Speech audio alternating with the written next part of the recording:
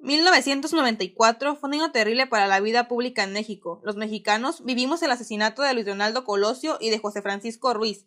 Surgió el Ejército Zapatista en Chiapas, la crisis del peso y la entrada en vigor del Tratado de Libre Comercio con América del Norte. Todos ellos fueron fenómenos delicados para México, los cuales trajeron consecuencias que aún padecemos los mexicanos. Durante años, México ha comprado una gran variedad de productos a otros países, es decir, ha importado muchos más productos de los que ha podido vender. De ahí que desde hace mucho tiempo le falta dinero, en otras palabras, tiene una economía con déficit. Este déficit se financió en el pasado gracias al dinero de los inversionistas extranjeros, pero por el temor provocado por la inestabilidad que los acontecimientos de este año propiciaron, muchos inversionistas nacionales y extranjeros sacaron su dinero del país a finales de 1994 para invertirlo en otros países. El 20 de noviembre de 1994, la situación era insostenible. La fuga acelerada de capitales no paraba y por lo mismo Carlos Salinas, que ya vivía en su casa del sur de la ciudad, decidió citar a Zedillo, que ya era presidente electo, a Pedro Aspe, que aún era secretario de Hacienda, a Serra Puche, futuro secretario de Hacienda, y a Miguel Mancera, que era el director del Banco de México.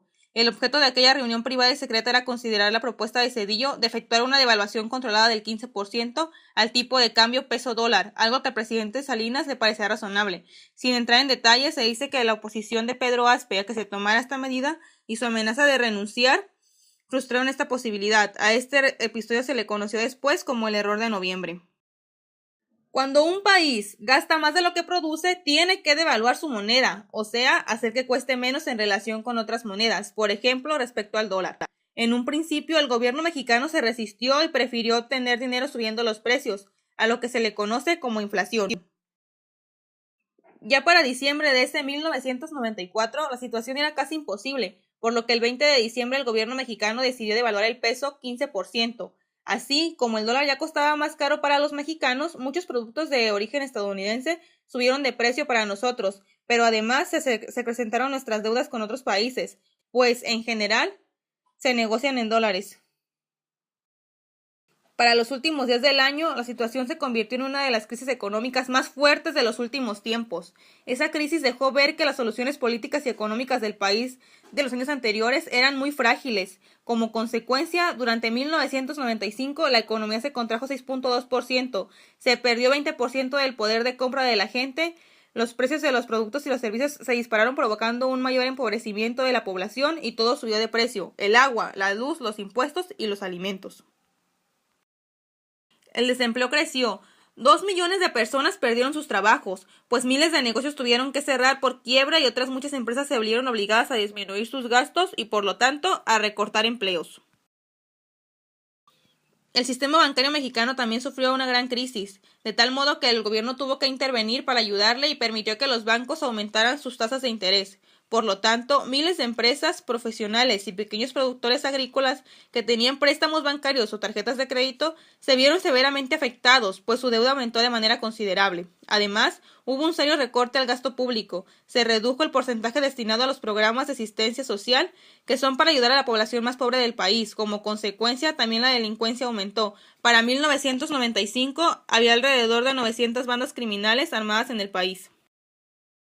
La crisis de 1994 no solo afectó a México, sino que además repercutió en otros países latinoamericanos, provocando lo que se llamó efecto tequila, el cual causó mucha inquietud, pues hasta entonces México había sido considerado como la puerta de entrada al mercado de Estados Unidos.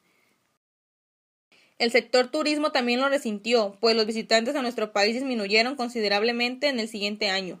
Para minorar el problema, el gobierno de Estados Unidos le ofreció a México un crédito por $20,000 millones y otros $32,000 millones en un paquete internacional. Con ellos de inmediato se ayudó a mejorar la economía de nuestro país, pero aumentó la deuda externa. La crisis de 1994 fue la más severa que ha padecido el país en los últimos años. ¿Cuál fue una de las más importantes causas, si no es que la mayor, por lo que se provocó la crisis del efecto tequila? Aunado a la falta de reservas internacionales, el 20 de diciembre de 1994 el gobierno mexicano, con Zedillo en la presidencia, tomó una decisión que provocaría una gigantesca crisis. Devaluó el peso mexicano ampliando la banda de flotación en un 15,2%. El peso estaba sobrevaluado, es decir, el precio en pesos que se pagaba por $1 era muy barato. El Banco de México había defendido a ultranza el peso en un año de elecciones federales donde se veía comprometida la estabilidad del sistema político mexicano y sobre todo del partido gobernante, el PRI. Los vencimientos de deuda que la administración del presidente Zedillo debía enfrentar para 1995 eran sumamente altos. El monto total para ese año era de 15.756 millones de dólares.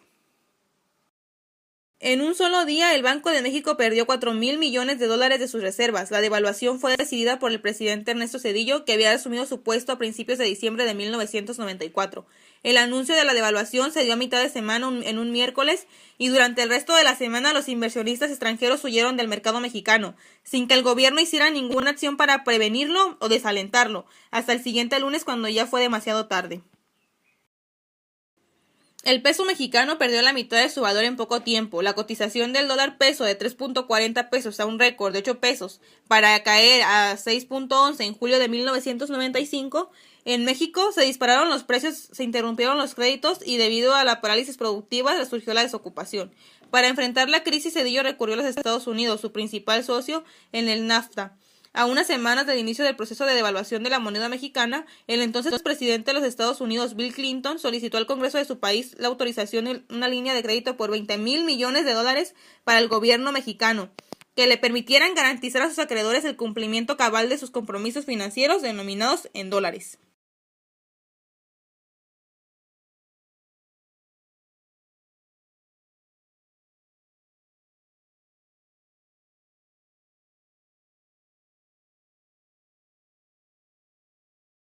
Sí, muy acartonada. Ajá.